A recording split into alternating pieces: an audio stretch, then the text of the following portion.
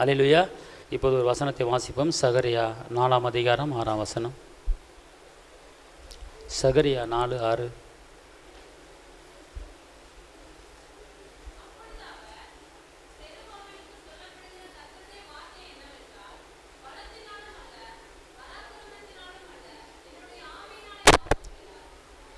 இந்த காரியத்தை யார் சொல்லுகிறார் என்று கேட்டால் சேனைகளின் கர்த்தர் சொல்லுகிறார். அன்பார்ந்தவர்களே, இன்றைக்கி நம்முடைய வாழ்க்கையில் எவ்வளவோ காரியங்கள் ஆக வேண்டி இருக்கிறது, எவ்வளவோ தேவைகள் சந்திக்கப்பட வேண்டி இருக்கிறது, எவ்வளோ காரியங்கள் கட்டப்பட வேண்டி இருக்கிறது, எவ்வளோ காரியங்கள் நடக்க வேண்டி இருக்கிறது. திருமண காரியங்கள், கற்பத்தணி காரியங்கள், குடும்ப காரியங்கள், வேலை காரியங்கள், படிப்பு காரியங்கள், எவ்வளவோ காரியங்கள் நம்முடைய குடும்பத்திலே தேவை இருக்கிறது. ஆனால் இன்று இயேசுவை சொந்த இரட்சகராய் ஏற்றுக்கொண்டவர்கள் வாழ்க்கையிலே கிறிஸ்துவுக்குள் எல்லாவற்றிலும் எல்லா இடங்களிலும் வெற்றி சிறக்க பண்ணுகிற தேவனுக்கு ஸ்தோத்திரம் என்று சொல்லப்பட்டிருக்கிறது. ஒரு வெற்றி உங்களுக்கு தாமதித்தாலும் அந்த வெற்றி உங்களை தேடி வரும். ஒரு காரியம் உங்களுக்கு தாமதித்தாலும் அது உங்களை தேடி வரும். ஆபகம் 2:3 சொல்லுகிறது, குறித்த காலத்துக்கு தரிசனங்கள் வைக்கப்பட்டிருக்கிறது, அது பொய் சொல்லாது, அது கண்டிப்பாக நிறைவேறும், கண்டிப்பாக அது உங்களை தேடி என்ன செய்யும், வரும். அப்படி என்றால் தேவனுடைய பிள்ளைகளுக்கு ஒரு காரியத்தை நீங்கள் ஜெபிக்கும் போது, ஒரு காரியத்தை கேட்கும் போது, ஒரு வேளை வராமல் இருக்கலாம், கிடைக்காமல் இருக்கலாம், நடக்காமல் இருக்கலாம். ஆனால் நீங்கள் ஜெபத்தில் உறுதியாக தரித்திருக்கும் போது அது உங்களை தேடி வரும். இன்று உடனுக்குடன் நம்முடைய காரியங்களை சாதிக்க முடியும், உடனுக்குடன் காரியங்களை நாம் பெற்றுக்கொள்ள முடியும். இன்று ஒரு சில பேர் தன்னுடைய பலத்தை நம்பிக்கொண்டு இருக்கிறாங்க, ஒரு சில பேர் தன்னுடைய பராக்கிரமத்தை நம்பிக்கொண்டு இருக்கிறாங்க. பலம் என்றால் எனக்கு இருக்கிற திடன், எனக்கு இருக்கிற பலன். பராக்கிரமம் என்றால் ஆள் பலம், அதிகாரிகள் பலம், பணபலம், இப்படிப்பட்ட பல பலங்களை நம்பிக்கொண்டு இருக்கிறாங்க.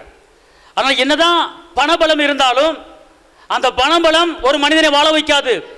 என்னதான் செல்வாக்கு இருந்தாலும், என்னதான் கோடி கோடிய பணம் இருந்தாலும் அந்த பணம் ஒரு மனிதனுக்கு சுகத்தை கொடுக்க முடியாது. என்னதான் அதிகாரிகள் பழக்கங்களும் ஆள் பழக்க வழக்கம் இருந்தாலும் ஒரு மனிதனுக்கு ஒரு ஜெயத்தை கொடுக்க முடியாது, ஒரு மனிதனுக்கு வெற்றியை கொடுக்க முடியாது. என்னதான் கோடி கோடிய பணம் இருந்தாலும் ஒரு மனிதனுக்கு ஜீவனை கொடுக்க முடியாது, ஒரு மனிதனுக்கு சுகத்தை கொடுக்க முடியாது. ஆனால் ஒரு மனிதனுக்குள்ளே ஒருவர் இருந்தார் என்றால் அவர் சுகத்தை கொடுக்க முடியும், பலனை கொடுக்க முடியும், அற்புதங்களை செய்ய முடியும். அவர்தான் ஆவியானவர், அவர்தான் பரிசுத்த ஆவியானவர். அதான் அவர் சொல்லுகிறார், பலத்தினாலும் அல்ல, பராக்கிரமத்தினாலும் அல்ல, என்னுடைய ஆவியினாலே எல்லாம் ஆகும். இந்த உலகத்தை நம்பி இருக்கலாம், மனிதர்களை நம்பி இருக்கலாம், ஆனால் அது தோத்து போய்விடும். உங்க வாழ்க்கையில் தெரியும், நீங்கள் பார்த்து கொண்டிருக்கீங்க, எவ்வளவோ செல்வாக்கா இருந்தவர்கள், எவ்வளவோ பணபலம் படைத்தவர்கள் தன் சரீரத்திலே சுகத்தை வரவழைத்துக் கொள்ள முடியாது, தன்னை காப்பாற்றிக் கொள்ள முடியாது. பணம் இருக்கிறது, சொத்து இருக்கிறது, அதிகாரம் இருக்கிறது, அந்தஸ்து இருக்கிறது, ஆனால் அது நம்முடைய குடும்பத்துக்கு, நம்முடைய வாழ்க்கைக்கு சுகத்தையோ பலத்தையோ பாதுகாப்பையோ அது கொடுக்க முடியாது. ஆனால் ஒரு காரியத்தை நாம் பெற்றுக்கொண்டோம் என்றால், ஒருவரை நாம் அடைந்திருப்போம் என்றால், ஒருவரை நாம் ஏற்றுக்கொண்டோம் என்றால், அவர் உங்களுக்கு பாதுகாப்பை கொடுப்பது மாத்திரமல்லாமல், உங்களுக்கு சுகத்தை கொடுப்பது மாத்திரமில்லாமல், கடைசி வரைக்கும் உங்கள் வாழ்க்கையில துக்கங்கள் வராமல் உங்களை கரம்பிடித்து நடத்துகிறவர், உங்களை வெட்கப்படுத்த விட மாட்டார். அவர்தான் ஆவியானவர். அதான் பலத்தினாலும் அல்ல, பராக்கிரமத்தினாலும் அல்ல, என்னுடைய ஆவியினாலே எல்லாம் ஆகும். ஒரு காரியம் இல்லை, ரெண்டு காரியம் இல்லை, எல்லாம். அப்போ நான் என்ன அர்த்தம்னு கேட்டீங்கன்னா, எனக்கு பணம் இருக்குது, நான் சாதிக்க முடியும் அப்படி சொன்னாலும் கதை நடக்காது. எனக்கு செல்வாக்கு இருக்குது, ஆள் பலம் இருக்குது அப்படி சொன்னாலும் காரியம் நடக்காது. அப்படி சொன்னால் தோற்று போயிடுவீங்க. ஆனால் எனக்குள்ள இருக்கிற ஆவியானவர் எல்லா காரியத்தையும் எனக்கு ஜெயமாக முடித்து கொடுப்பார் என்று நீங்கள் சொன்னீங்கன்னா அது உங்களுக்கு நடக்கும். எல்லாம் சொல்லுங்க, பலத்தினாலும் அல்ல, பராக்கிரத்தினாலும் அல்ல, எனக்குள் இருக்கிற ஆவியானவரே, எனக்குள் இருக்கிற ஆவியானவரே என் வாழ்க்கைக்கு உண்டான எல்லா தேவைகளையும் சந்திப்பதற்கு அவர் ஒருவர் எனக்கு போதும். எங்க சொல்லுங்க, அவர் போதும் எனக்கு. அவர் என் வாழ்க்கையை நடத்துவார். அல்லேலூயா. அதுக்கு தான் பரிசுத்த ஆவியான் மேல ஒரு ஏக்கம் உங்களுக்கு இருக்கணுங்கிறது. என்னைக்குனாலும் இவர் உதவி உங்களுக்கு தேவையில்லாமல் இருக்காது. நமக்கு கண்டிப்பாக ஒரு உதவி தேவை. ஆள் பலம், படைபலம், பணபலம் ஒன்றுக்கும் உதவாது. ஆனால் இவர் நமக்குள்ள மட்டும் வாசம் பண்ணினால் போதுங்க. எந்தெந்த நேரத்தில் எந்த காரியத்தை செய்ய முடியும் என்று அவர் கூட இருந்து எல்லா காரியத்தையும் நமக்கு செய்து முடிக்க போதுமானவராக இருக்கிறார். அவர்தான் பரிசுத்த ஆவியானவர். அவர்தான் பரிசுத்த ஆவியானவர். காரணம், மாமிசமான யாவர் மேலும் என் ஆவியை ஊற்றுவேன் என்று யோவேல் 2:28 சொல்றார். மாமிசமான யாவர் மேலும் ஆவியை ஊற்றுவேன். இப்போ நான் என்ன சொல்ல வர்றேன் அப்படின்னு கேட்டிங்கன்னா, இப்போ இருக்கிற காலகட்டத்தில் குடும்பத்தை நடத்துவதற்கு பலன் வேணும், பிள்ளைகளை படிக்க வைக்க பலன் வேணும், பொருளாதார தேவைகள் சந்திக்கப்பட வேண்டும், கைது செய்கிற வேலைகள் ஆசீர்வாதமாக இருக்க வேண்டும், நமக்கு எதிராளி வரக்கூடாது, சத்ரு எதிராக புறப்பட்டு வரக்கூடாது, நம்மளுக்கு பாதுகாப்பு தேவை. ஆனால் உலகப்புறமான எல்லா பாதுகாப்பும் நம்மளை கைவிட்டுரும். உலகத்தில் வருகிற எந்த பாதுகாப்பு நிலையாக இருக்காது. என்னதான் வீட்டை பூட்டிட்டு போனாலும் கதவை உடைச்சி களவு போயிடுது. என்னதான் பாதுகாப்பாக இருந்தாலும் பக்கத்தில் இருக்கிற ஆளே காலி பண்ணிடுறாங்க. அப்போ இது ஒரு மனிதனுக்கு பாதுகாப்பு அல்ல. ஆனால் இன்னைக்கு தேவனுடைய பாதுகாப்பு, தேவ ஆவியானவர் பாதுகாப்பு நம்மளுக்கு முற்றிலும் தேவை. எத்தனை இடங்களுக்கு போகிறோம், எத்தனை இடங்களுக்கு வருகிறோம், நம்மளுக்கு பாதுகாப்பு தேவை. நம்ம வீட்டில் இருக்கிற பிள்ளை எந்தையோ இடத்துக்கு போகிறாங்க, எந்தையோ இடத்துக்கு வர்றாங்க, அது பாதுகாப்பு தேவை. அப்போ அதுக்கு என்ன செய்ய வேண்டும் என்று கேட்டால், சத்ரு எவனை விழுங்கலாம் என்று வகை தேடி கொண்டு இருக்கிறான். அப்போ அந்த சத்ருவை முறியடிக்கக்கூடிய ஒருவர் உண்டு. சத்ரு வெள்ளம் போல வந்தாலும் ஆவியானவர் கொடியேற்றுகிறவராக இருக்கிறார். வெள்ளம் போல உங்களுக்கு எதிராக சத்ரு புறப்பட்டு வரலாம், ஆனால் இந்த ஆவியானவர் உங்களுக்கு எதிராக கொடியேற்றி அந்த சத்ருவை முறியடிக்க அவர் போதுமானவராக இருக்கிறார். அன்பார்ந்தவர்களே, அதுக்கு தான் பரிசுத்த ஆவியானவர் மேலே நமக்கு ஒரு ஏக்கம் இருக்கணும், நமக்கு ஒரு தாகம் இருக்கணும். அந்த ஆவியிலே நாம் பலப்பட வேண்டும், உற்சாகத்தின் ஆவியாலே. ஒரு சில பேர் ஆவியில நல்லா குதிச்சு பாடுறீங்க, ஒரு சில பேர் அமைதியாக இருக்கிறீங்க. நீங்கள் ஆவியில் நிரம்பணும், நீங்கள் பரிசுத்த ஆவியில் இருக்கணும். அந்த பரிசுத்த ஆவியில் இருக்கும்போது தான் அவர் உங்களை வழிநடத்துகிற ஆவியானவர். அன்பார்ந்தவர்களே, இயேசு 40 நாள் உபவாசம் இருக்கும்போது அவர் ஆவியானவர் கொண்டு போனார் என்று தான் வேதம் சொல்லுகிறது. இயேசுவானவர் தானாக 40 நாள் உபவாசம் இருக்க போல அந்த 40 நாள் உபவாசத்தை ஆவியானவர் அவரை கொண்டு போனார் என்று சொல்லப்பட்டிருக்கிறது. அப்படி என்றால் ஆவியானவர் தான் இயேசுக்குள்ளே இருந்து பல அற்புதங்களை செய்திருக்கிறார். அப்போ அதே ஆவியானவர் தான் இன்றும் நமக்குள்ளே இருந்து பல அற்புதங்களை செய்கிறார். இயேசுவானவர் சொன்னார், நான் போய் வேறொரு தேற்றரவாளனை அனுப்புகிறேன் என்று சொல்லி அந்த தேற்றரவாளைய பரிசுத்த ஆவியானவர் இப்போது உலாவி கொண்டு இருக்கிறார். இன்னைக்கு நமக்குள்ளே இருக்கிற அந்த ஆவியானவரை நாம் என்ன செய்ய வேண்டும்? அழைக்க வேண்டும். அன்பார்ந்தவர்களே, நமக்கு ஒரு பலனை கொடுக்க அவர் ரெடியாக இருக்கார். அப்போஸ்தலர் 1:8 சொல்லுகிறது, ஆவியானவர் உங்களிடத்தில் வரும்போது நீங்கள் பலன் அடைந்து. பார்த்தீங்களா? இன்னைக்கு நம்மளோட ஆத்மா பலவீனமாயிருது, நம்முடைய சரீரம் பலவீனமாயிருது. ஆனால் அந்த பலவீனத்தை மாற்றி அமைக்கிறவர் யார்? வேதம் சொல்லுகிறது, பரிசுத்த ஆவியானவர் உன்கிட்ட வரும்போது நீ பலன் அடைந்து. அப்ப அந்த பலன் எங்கிருந்து வருகிறது? இந்த வல்லமை எங்கிருந்து வருகிறது? நம்முடைய சரீரத்திலே தெம்பு எங்கிருந்து வருகிறது என்று கேட்டால், அது ஆவியானவர் நமக்குள்ளே வரும்போதுதான் அந்த பலன் நமக்குள்ளே வருகிறது. உங்களுக்கு உண்டான எல்லா சோர்வுகளையும் எரித்து போட்டு அந்த காண்டாம் மிருகத்துக்கு உண்டான ஒத்த வல்லமையை கொடுக்கிற அந்த பலன் பரிசுத்த ஆவியானவர் கொடுக்கிற ஒரு பலன். அதான் ஆவியானவர் உன்னிடத்தில் வரும்போது நீ பலன் அடைந்து அநேகர்களுக்கு ஒரு சாட்சியாக, ஒரு சாட்சி உள்ள வாழ்க்கையாக நாம் என்ன செய்ய முடியும்? வாழ முடியும். அன்பார்ந்தவர்களே, சத்துவம் இல்லாத சத்துவத்தையும் சோர்ந்து போயினுக்கு பலனையும் கொடுக்கிற அந்த ஆவியானவர், அந்த பலன் உங்களுக்குள்ள எப்போதுமே இருந்து கொண்டு இருக்க வேண்டும். அந்த பலன் யார் இடத்திலிருந்து வருகிறது? எங்கிருந்து வருகிறது? உங்க சரீரத்திலே உங்கள் ஆத்துமாலே பலன் எப்போது இருக்க வேண்டும், அந்த பலனை எப்படி பெற்றுக் கொள்வது என்று கேட்கும்போது, அந்த ஆவியானவர் உங்களுக்குள்ளே வரும்போது, அந்த ஆவியானவர் உங்களுக்குள்ளே ஊடுருவி பாயும் போது, உங்களை அறியாமலே ஒரு வல்லமை உங்களை ஆளுகை செய்யும். உங்களை அறியாமலே உங்க சரீரத்தில் ஒரு மாற்றம் உண்டாகும். உங்களை அறியாமலே உங்க உச்சந்தலையிலிருந்து உள்ளாங்கல் வரை ஒரு வல்லமை இறங்குவதை பார்க்க முடியும். எல்லா தடைகளை உடைக்கிற அந்த ஆவியானவர் உங்க சரீரத்துக்குள்ளே ஊடுருவி பாய்ந்து உங்களை கொண்டு பெரிய காரியங்களை செய்கிற அந்த ஆவியானவர் உங்களுக்குள்ளே ஊற்றப்பட வேண்டும். அதான் ஹோலி ஸ்பிரிட், பரிசுத்த ஆவியானவர். வாஞ்சிக்க வேண்டும், ஏக்க வேண்டும், தாகமாக இருக்க வேண்டும், ஒரு வாஞ்சை. ஒருவேளை உங்கள் காரியத்தை உங்களால் செய்ய முடியல, அவர் இருந்தாருன்னா செஞ்சிருவார். ஒருவேளை ஒரு இடத்துல நீங்கள் சரியாக பேச முடியல, அவர் இருந்தானா உங்களுக்காக அவர் பரிந்து பேசுவார். அதுக்கு தான் எனக்குள்ள இருக்கிற ஆவியானவரே. எல்லாம் சொல்லுங்க, எனக்குள்ள இருக்கிற ஆவியானவரே எனக்கு பலனை கொடுங்க. பிதா தன் ஒரே பேரான குமாரனாகிய இயேசுவின் ஆவியே என்னுடைய இருதயத்தில் அனுப்பி இருக்கிறார். எனக்குள்ளே தேவ ஆவியானவர் அசைவாடி கொண்டிருக்கிறார். எனக்குள்ள வல்லமை கொடுக்கும்படி, எனக்குள்ள பலனை கொடுக்கும்படி ஆவியானவர் இறங்கி இருக்கிறார்.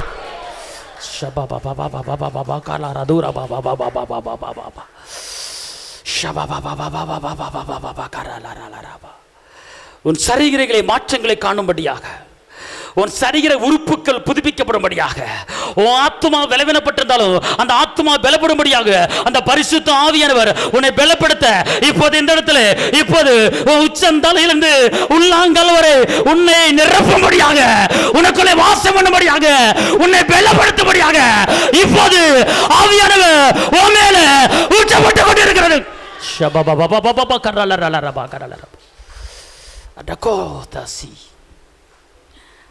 ஆனா இதை குறித்து ஒரு அலட்சியம் பண்ணிக்கொண்டு, இவரை குறித்து ஒரு ஏனோதான என்று ஒரு பொறுப்படுத்திக் கொள்ளாமல், அவர் மேல ஒரு வாஞ்ச வைக்காமல், அவர் மேல ஒரு ஏக்க வைக்காமல் ஏனோதான என்று வாழ்கிற வாழ்க்கை நாம் வாழக்கூடாது. இந்த காலம், இந்த உலகம் பொல்லாங்கனுக்குள்ளே கிடக்கிறது. அப்ப இந்த பொல்லாத உலகத்துக்களை நான் தப்பித்து வாழ வேண்டும் என்றால் அவர் இருந்தால் நான் தப்பித்து வாழ முடியுமே தவிர வேற யார் மூலமா நம்மளுக்கு பாதுகாப்பு கிடைக்காது. அதுக்கு தான் அவரை வரவேற்க வேண்டும், அதுக்கு தான் அவரை கூப்பிட வேண்டும். உன் தொழிலில், உன் பிசினஸ்ல உனக்கு ஆலோசனை கொடுக்க வேண்டுமா? ஆவியானவர் உனக்குள்ள இருந்தால் நடக்கும். உன் சரீரத்தில் பலன் இல்லையா, பலன் வேண்டுமா? அவர் இருந்தால் நடக்கும். அல்லேலூயா சொல்லுங்க. ஆனா இந்த ஆவியானவர் உங்களுக்குள்ள வந்துட்டாலே உங்க வாழ்க்கை மாறிடும். ஒரு வசனத்தை எடுத்துக்கொள்ள, 1 யோவான் 4:13. 1 யோவான் 4:13.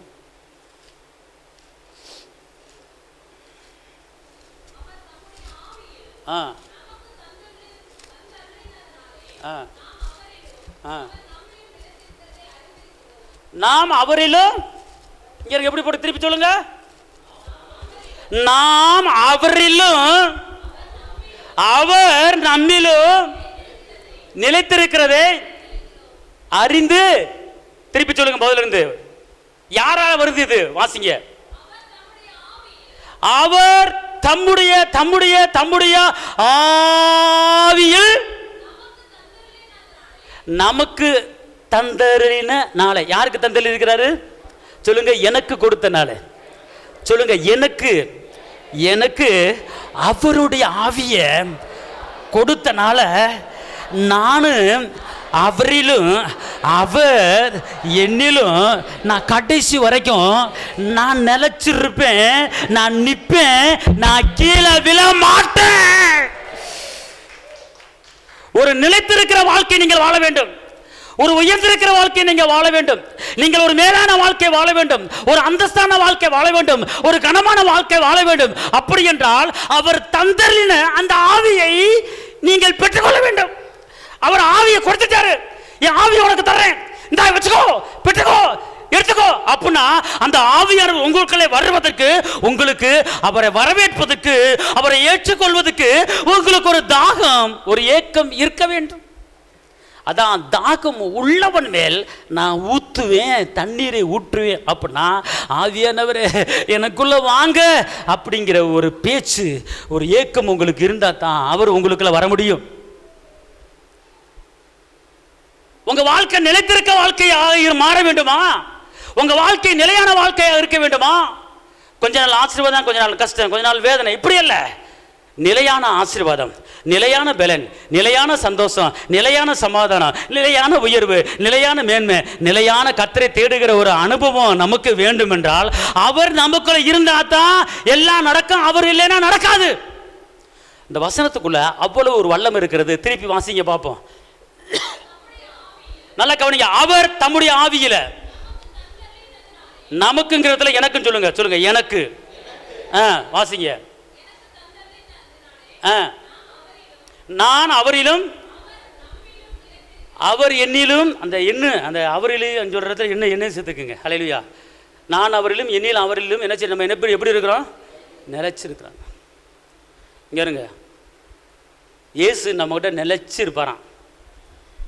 எப்போ நிலைச்சிருப்பாருன்னு கேட்டா, அவர் தந்தரின, அவர் கொடுத்த அந்த அபிஷேகம், அந்த ஆவியானவர் நமக்குள்ளே தங்கும்போது, அவர் நமக்குள்ளே இருந்தார்னா எந்த கஷ்டமாச்சும் வருமாங்க? சொல்லுங்க பார்ப்போம்.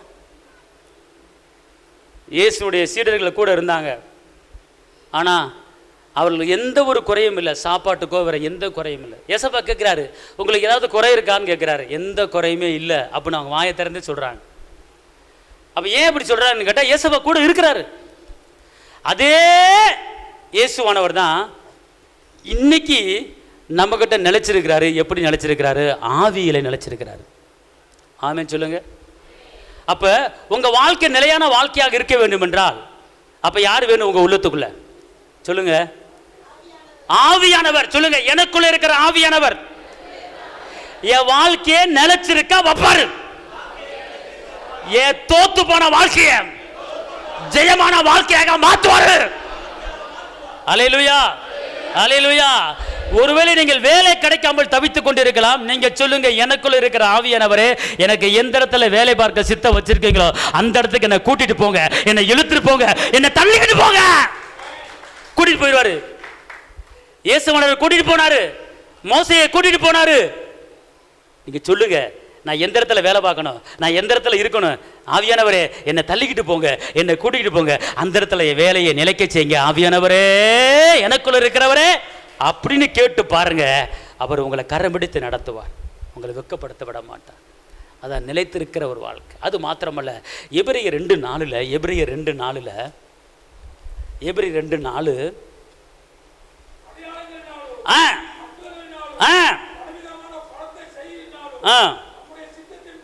தம்முடைய சித்தத்தின்படி பகிர்ந்து கொடுத்த பரிசுத்த ஆவியின் வரங்கள்.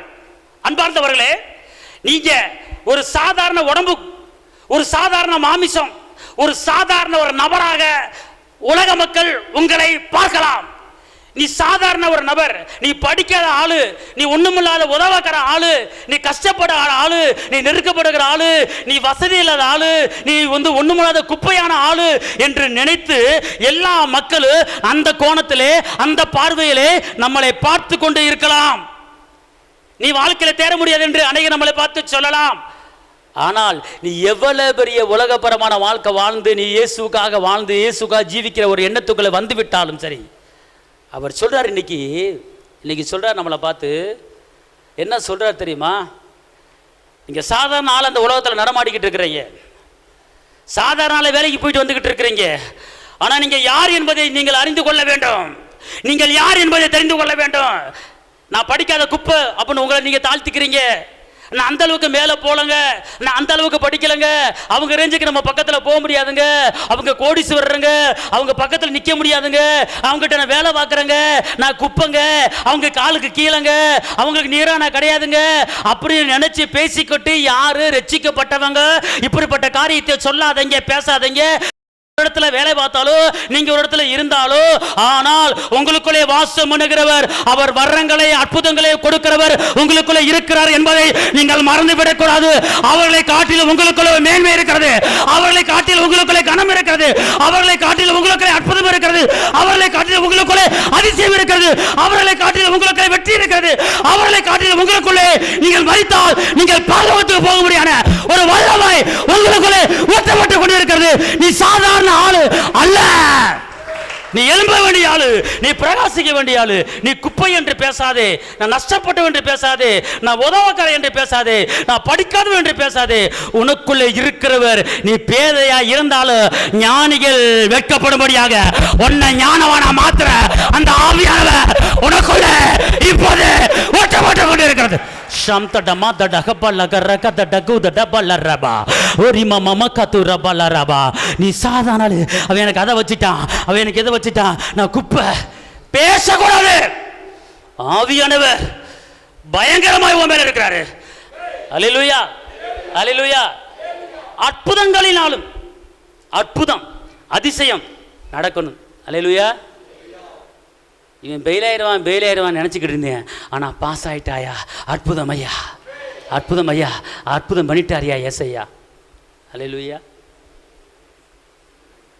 ஒன்று செய்யுங்க, அடையாளங்களினாலும் அற்புதங்களினாலும் பலவித செய்கைகளினாலும் தம்முடைய சித்தத்தின் பகிர்ந்த பரிசுத்தாவின் வரங்கள் தேவதாமை சாட்சி கொடுத்துருமா என் கூட இருக்கு. அனைவருக்கு சாட்சி கொடுக்கும்படி இருக்காரு.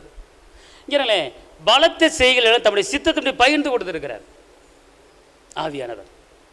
அல்லேலூயா. உங்களுக்கு ஏதாவது புரிகிறதா? இல்லை ஏதோ நான் கேட்டுக்கொண்டு இருக்கிறேன் நினைத்து கேட்டுக்கொண்டு இருக்கீங்களா?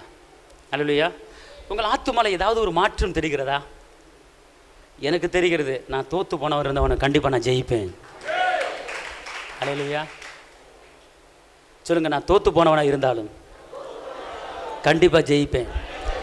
தாவீது தோத்து போனாரு, இழந்ததெல்லாம் திரும்ப பெற்றுக்கிட்டாரு, நானும் திரும்ப பெற்றுக்குவேன். அல்லேலூயா, அல்லேலூயா. தாவீது கர்த்தரை பாடி துதிச்சு கொண்டு இருந்தனால தான் ஆவியானவர் உள்ளே இருந்தார். அதனால தான் அந்த கோலியத்தை பார்த்து சாதாரணமாக பேசினார். எங்க ஒரு சவுல் இராணுவமே ஒருத்தனை பார்த்து பயப்படுது, ஆனால் ஒரு ஆள் சாதாரண போய் அவன்லாம் ஒரு ஆளா எனக்கு அப்படிங்கிறார். எப்படி? கரடிக்கு சமமாக பேசுகிறார் கோலியத்தை, சிங்கத்துக்கு சமமாக பேசுகிறாரு.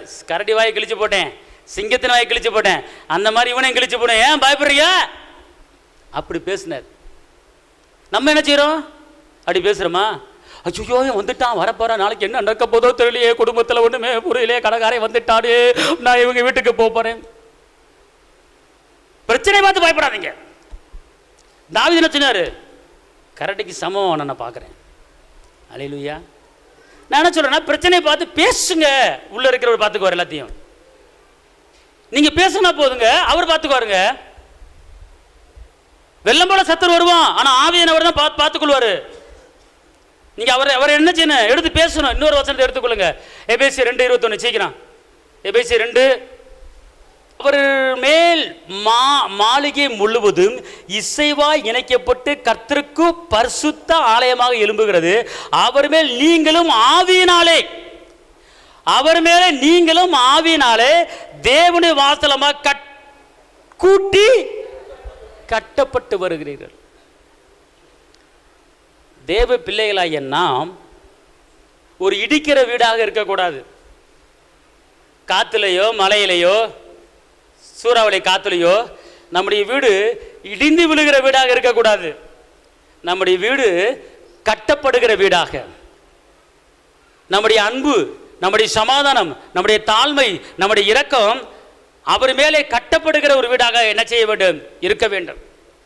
எப்படி போட்டிருக்கிறது என்று கேட்டால், அவர் மேல் நீங்களும் ஆவியினாலே தேவனுடைய வாசஸ்தலமாக கூட்டி கட்டப்பட்டு வருகிறீர்கள். தேவனுடைய வாசஸ்தலமாக உங்க வாழ்க்கை, உங்க ஆவிக்கிற ஜீவியம் கட்டப்பட்டு கொண்டு இருக்க வேண்டும். எப்படி கட்டப்பட வேண்டும்? எப்படி கட்டப்படும் அப்படின்னு கேட்டீங்கன்னா, அந்த ஆவியானவர் நமக்குள்ள இருந்தாருன்னா ஆட்டோமேட்டிக்கா நம்ம வாழ்க்கை கட்டப்படும். நம்ம வேலை கட்டப்படும், நம்ம தொழில் கட்டப்படும், நம்ம பிசினஸ் கட்டப்படும், நம்ம வீடு கட்டப்படும், நம்ம பிள்ளைகள் கட்டப்படுவார்கள், அவர் அற்புதங்கள் கட்டப்படும், அவர் அதிசயங்கள் கட்டப்படும். கட்டிக்கொண்டே போய்கொண்டே இருக்கலாம். எல்லாரும் நம்மளை பார்த்து அண்ணாந்து பார்க்கும்படியாக, இவன் கட்டிக்கொண்டே போய்கொண்டே இருக்கிறானே, இவன் வீடு பெருகிக்கொண்டே போகிறது, இவன் வாழ்க்கை பெருகிக்கொண்டே போகிறது, எல்லாரும் அண்ணாந்து ஆச்சரியப்படும்படியாக அந்த ஆவியானவர் நம்ம வாழ்க்கையை கட்டிக்கிட்டே இருப்பார். இடிஞ்சு போற வாழ்க்கை அல்ல, தோத்து போற வாழ்க்கை அல்ல. அவர் அற்புதம் செய்கிறவரை நடந்தார், அற்புதம் நமக்குள்ளே கட்டப்பட வேண்டும். அவர் அதிசயம் செய்கிறவரை நடந்தார், அதிசயம் நம்ம வாழ்க்கையில் கட்டப்பட வேண்டும். அவர் தன்னை தாழ்த்தி அன்பு செய்கிறவர் இருந்தார், அன்பு நம்ம மேல கட்டப்பட வேண்டும். அன்பார்ந்தவர்களே, அந்த ஆவியானவர் நமக்குள்ளே ஊடுருவி பாய பாய பாய பாய பாய நம்முடைய வாழ்க்கை கீழே போகிற வாழ்க்கை இருக்காது, மேலே போகிற வாழ்க்கையாக இருக்கும். நம்ம வாழ்க்கை வாழாகிற வாழ்க்கையாக இருக்காது, நம்முடைய வாழ்க்கை தலையாகிற வாழ்க்கையாக இருக்கும். அதுக்கு முக்கிய காரணம் அந்த தேவ ஆவியானவர் நமக்குள்ளே வர வேண்டும், நமக்குள்ளே வர வேண்டும். இன்னொரு வசனத்தை எடுத்து கலாத்தியர் 6:7, கலாத்தியர் 6:7.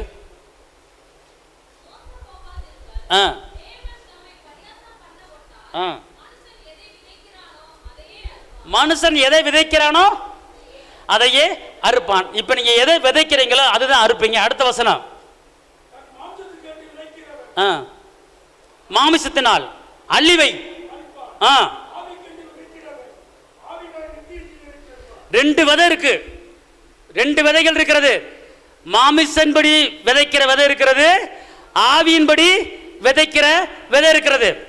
ஆனா மாமிசன்படி விதைச்சீங்கன்னா அழிந்து போவோம், ஆவியின்படி விதைச்சீங்கன்னா நமக்கு நித்திய ஜீவன் இருக்கு, நமக்கு பரலோக வாழ்க்கை இருக்கு. நீங்க விதைக்கிற விதை ஆவியானவர் விதையாக இருக்க வேண்டும். ஆமென், அல்லேலூயா. மாமிச விதை நான் எப்படி வாழ போறேன்னு தெரியல, போய் சேர போறேன். மாமிசன் விதை. ஆவியின் விதை நான் வாழ்ந்து காட்டுறேன் பாரு, ஜெயிக்க போறேன் பாரு இயேசுவின் நாமத்துல. ஆவியின் விதை நான் அந்த பலவீனத்தில் சீக்கிரம் போய் சேர்ந்துருவேன். மாமிசத்தின் விதை நான் காண்டாமிருதுக்கு உண்டான ஒத்த பலத்தோடு நான் வாழ போறேன். ஆவியின் விதை. அப்ப மனுஷன் எதை விதைக்கிறானோ அதையே அறுப்பான். அப்படின்னா உங்க வாழ்க்கையில உங்க குடும்பத்துல எதை நீங்க விதைக்கிறீங்களோ அதை அறுப்பீங்க. என்ன போட்டிருக்கு? நீங்க மாமிசத்தின்படி விதைச்சால் மாமிசத்தின்படி அறுப்பீங்க, ஆவியின்படி விதைச்சா ஆவியின்படி அறுப்பீங்க. அப்ப ரெண்டு விதை இருக்கிறது, ஆவியின் விதை இருக்கிறது, மாமிசன் விதை இருக்கிறது. இந்த விதையை விதைக்கிறீங்களா, இந்த விதையை விதைக்கிறீங்களா? இந்த விதையை விதைச்சீங்கன்னா இந்த அறுவடை, இந்த விதையை விதைச்சீங்கன்னா இந்த அறுவடை. எந்த அறுவடையை நீங்க பார்க்க விரும்புறீங்க? மாமிச அறுவடையா, ஆவியின் அறுவடையா? மாமிச அறுவடை, ஆவியின் அறுவடை ரெண்டும் உங்க கண்ணு முன்னாடி இருக்கு, ரெண்டு விதை உங்க கண்ணு முன்னாடி இருக்கு. எந்த விதையை நீங்க எடுக்க போறீங்க, எந்த விதையை விதைக்க போறீங்க, அதை தான் உங்க வாழ்க்கையில அறுக்க போறீங்க. அல்லேலூயா, அல்லேலூயா. இன்னைக்கு ஒரு தீர்மானம் எடுங்க, மாமிச விதையா, ஆவியின் விதையா? சொல்லுங்க. இந்த நாளிலிருந்து நான் ஆவியின் விதையை விதைப்பேன், மாமிச விதையை விதைக்க மாட்டேன். இயேசுவின் நாமத்திலே ஆமென்.